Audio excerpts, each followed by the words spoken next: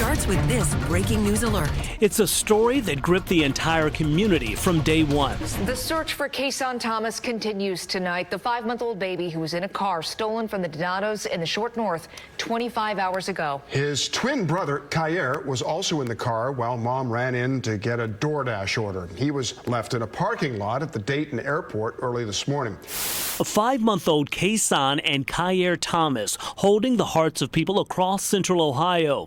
ABC 6 following every step from the very start. We'll get a look at the woman police say stole the car, Nala Jackson.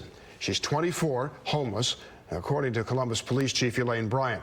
The car is a black 2010 Honda Accord missing the front bumper. Here's a picture of the car from a UDF near Dayton. This all started Monday, December 19th, just before 10 p.m. Columbus police get the call to respond to a Donato's Pizza on North High Street in the Short North. A stolen vehicle with 2 twin baby boys inside. 5-month-old Kason and Kyair Thomas gone in an instant. I just missing my babies. The hours that followed, frantic for the parents and family. Isabel Hansen, one of the first reporters in Columbus, digging into the story, getting insight and information on what it was like being on the ground level. So I think that it hit really close to home to hear a mom so distraught, desperate because her babies were just taken.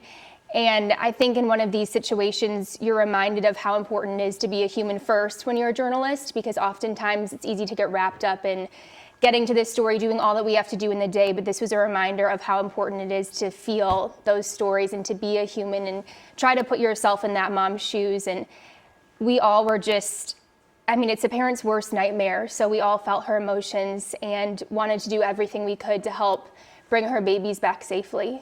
Isabel able to take in the raw emotions of the family, volunteers, and investigators as they work to find Kason.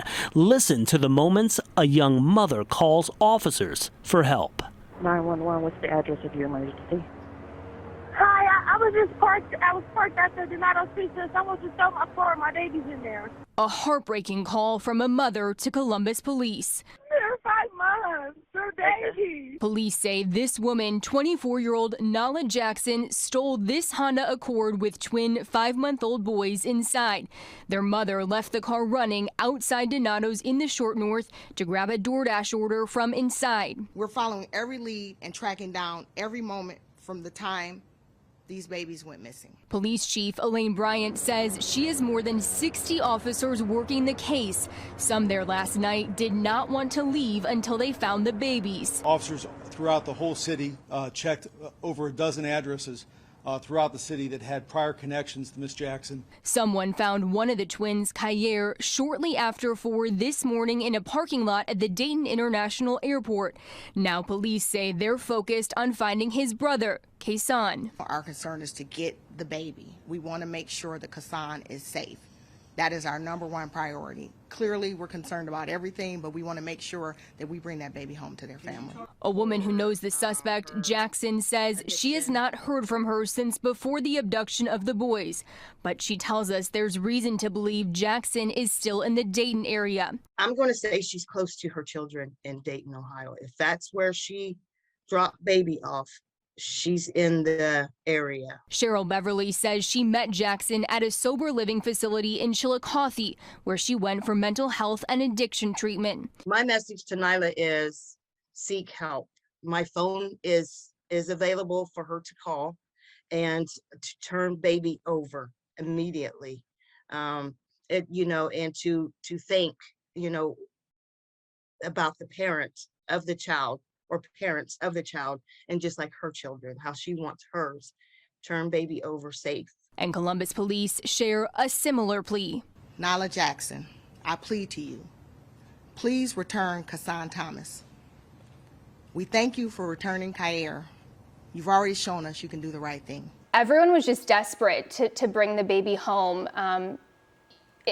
I've never seen so many people come together to try to help one family. It didn't matter where you came from, what your background was, but everyone wanted to bring this baby home safely and to see his family reunited with him and to make sure that he was well and healthy. So people were doing everything they could. I know we saw people traveling from Columbus to Dayton searching day and night, and no one was giving up. It was a community effort to make sure that this baby was safe, and everyone's heart was truly in it to make sure that that happened. By Tuesday, December 20th, the story not only had the attention of people in Columbus, but across the entire nation. Just before 6 that morning, Kyair Thomas was found safe. The baby had been abandoned in the parking lot of the Dayton International Airport, alone, cold, but in good health, and most importantly, alive. But his brother, Kason, the car the boys were abducted in, and the suspect, Nyla Jackson, were nowhere to be found. However, investigators would get a crucial clue.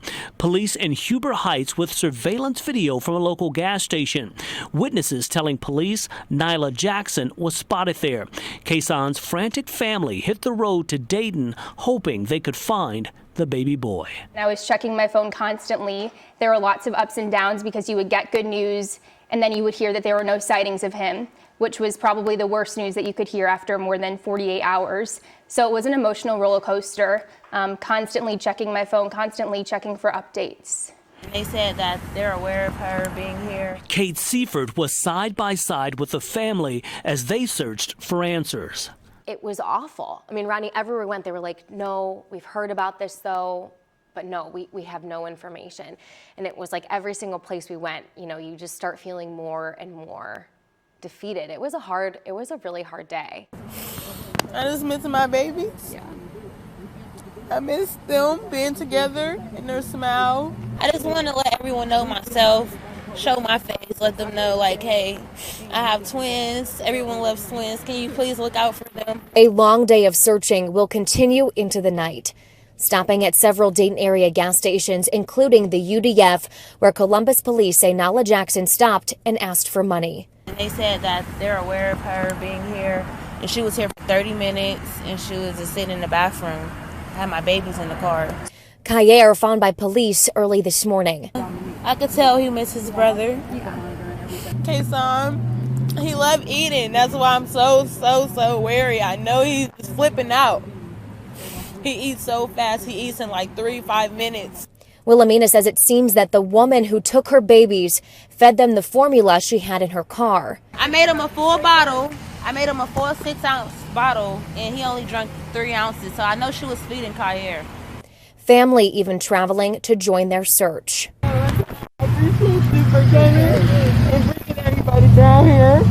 And strangers stopping to let these parents know they are looking for their baby. Oh my God, they're supposed to be together. They are. Oh my God. There's so much emotion and urgency, but you never really get to sit down and, you know, talk about the babies and talk about what's going on in their emotions, because they're almost like still in shock. I mean, I would be too. Yeah. So, you know, I got to ask about Kason, like, you know, tell me about him. You know, what are you fearful for the most? And she had told me, you know, he eats so much and he eats so fast. And I'm worried because I don't know if she's feeding him. I had a couple bottles in the backpack that were in the car, but I don't know if he's getting the nutrition that he needs. She could tell that Kyair was missing her, you know, his baby, his twin brother, and of course Wilhelmina just so destroyed and distraught. And I mean, can you imagine going and just like searching for a 5-month-old baby? Just those terrifying, heartbreaking moments, a parent's worst nightmare. I can only imagine what the family went through. As family and volunteers searched for Kason, Columbus police getting some serious questions regarding their initial response. Police Chief Elaine Bryant said she, along with her executive team, were not told right away about the abduction. She stressed it had no impact on the investigation or the length of time it took to issue an Amber Alert for baby Kason. Stop for a minute and take a listen to what Chief Bryant said as she defended department response. CPD was doing the work that they needed to do. Unfortunately, and it's something that we're looking at internally, there was a lapse in communication. Had I known, we would have had the press conference last night or early this morning. And that's just the reality. I'm not going to hide it. I'm not going to sugarcoat it.